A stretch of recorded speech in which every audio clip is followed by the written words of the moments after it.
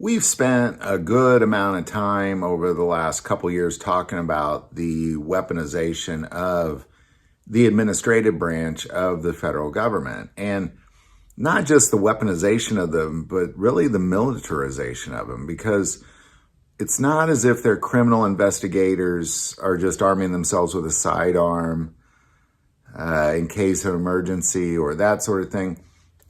The administrative branches of the federal government have brought on criminal investigators, police essentially, in almost all aspects to investigate crime within their realm. Now, I've argued that that's what the Department of Justice and the FBI is for. So if the Railroad Commission has some sort of crime that needs to be investigated, it should be at the hands of the DOJ or the FBI, not the Railroad Commission. We should not be militarizing the Railroad Commission.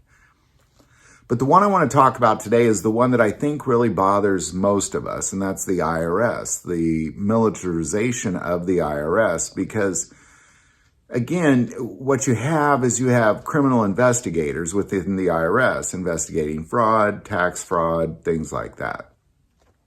Again, I would argue that if there is some sort of tax fraud taking place, that's where you get the Department of Justice and the FBI involved. But the IRS is not doing that. So let's take a look at what it is they feel they need to conduct tax investigations and talk about how often it's being used as well. So ultimately what we have right now within the IRS, you have over 4,250 guns. 3,200 handguns, 641 rifles, 408 shotguns, and 6 million rounds of ammo. And a good chunk of those firearms are P90 submachine guns. Now, if you were to look at what the IRS says they need these for and what they won't use them for, ultimately what they're saying is that they need it for investigating tax crimes, and oftentimes those criminal investigators fear for their safety, so they want to carry a gun. I get it. But if you're going in and getting shotguns and rifles, you're going in. Like they say they're not kicking in doors, they're not using flash grenades, they're not rappelling from helicopters, none of that stuff. But they are the next level down from that, which means and also let's add body armor and 2 armored vehicles to the equation as well. Ultimately, what you have is you do have people kicking indoors. You do have people coming in on people, American citizens, heavily armed and coming in hot and heavy, big time.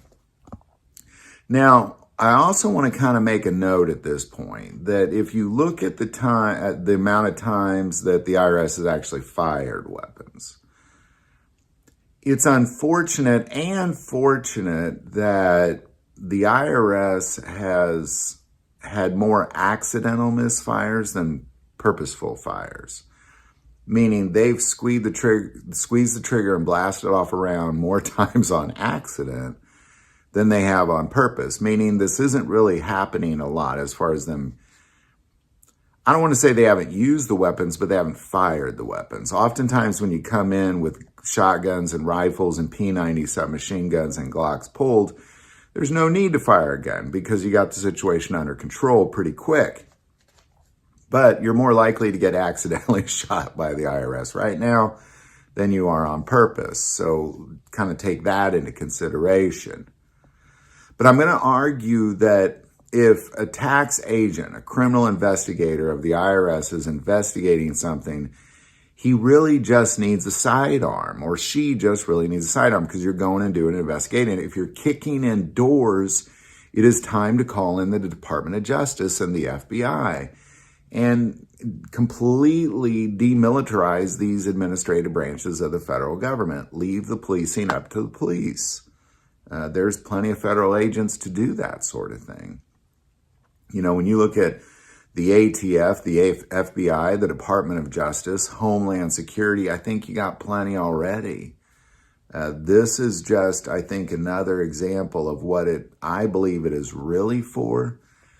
And I believe what it is really for is confiscation of property.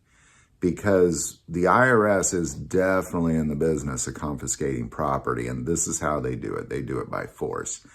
Now, I don't want to get too into the caseload of the confiscation of property because I've made a few videos on that. But ultimately, roughly 75% of cases that have gone to court that had to do with tax fraud where property was confiscated, it turned out that it was illegally confiscated by the IRS, and those cases are overturned. But at that point, to defend yourself against the IRS, you're going to, you're taking out second mortgages, third mortgages. You're maybe going into bankruptcy just to defend yourself. So they are banking on the idea that they can confiscate anybody's property they want using militarization and using force. And if you don't think they want to use force, if you look at the ads when they were hiring, it said must be willing to use deadly force. This is what they're looking to do. And again, if they were confiscating property and then those cases, they were winning those cases, I wouldn't be arguing this. But they're losing all of them. So they're banking on this idea that we can confiscate property to force people into submission. And there's really nothing they could do about it unless they happen to have, $500,000 to defend themselves, if not more. This is what it is all about. This is why the IRS has P90 submachine guns. This is why they have 6 million rounds of ammo, armored vehicles, body armor, shotguns, handguns, military rifles, and we can go on and on and on, when really they need calculators and computers and spreadsheets is what they really need. Leave the policing to the police. Unless you have alternative motives, which I believe that's kind of what it all comes down to, is confiscation of property. So there you go. Love to know your thoughts on this. Definitely put that below. I'd also be curious if you have insight, put that below as well. But I do want to take a moment and say most people watch the channel, hey, they're not subscribers. Click that subscribe button. It's free, and it greatly increases our ability to get these messages out through their algorithm. So click that subscribe button. But the most important part of this channel, we take prayer requests. So please don't ever, ever hesitate to send that in. Thank you for watching this episode of God, Family, and Guns. And as always, love God, love your family, and love guns.